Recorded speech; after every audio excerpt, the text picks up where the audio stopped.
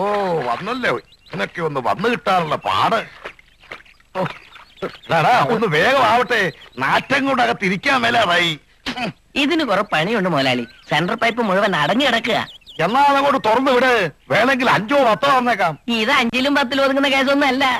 അകത്തിറങ്ങി മൊത്തം ക്ലീൻ ചെയ്യണം. മിനിമം ഒരു 200 രൂപയുടെ പണിയുണ്ട്.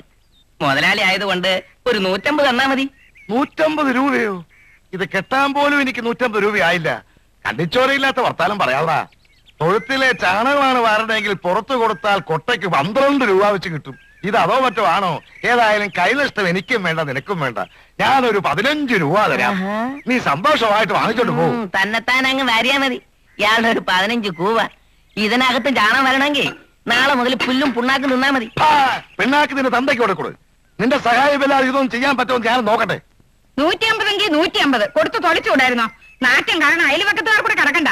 എന്നാ നിന്റെ അയൽവക്കത്തോരോട് കൊടുക്കാൻ പറയടി. നീ പോയി കമ്പെടുത്തോളൂ. വന്നേ കമ്പെടുത്തതിനകത്ത് എന്തോ ചെയ്യാൻ പോവോ? പറയുന്നത് കേൾക്ക, ഒരു കമ്പെടുത്തോളൂ. വാ,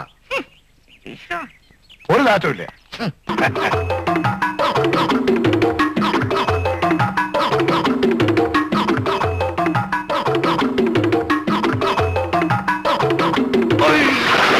കൊണ്ടുവരാൻ പറഞ്ഞ ഉടനെ കൊണ്ട് കൊടുത്തില്ലെങ്കിൽ അതിന് കുറ്റം പറയും. ഇവിടെ ദേവി നിന്ന് നിപ്പിൽ അങ്ങോട്ട് പോയി.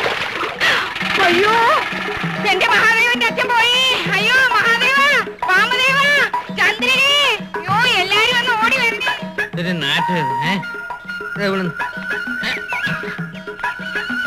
ഇതാരും ഇവിടെ തുറന്നു വെച്ചത്?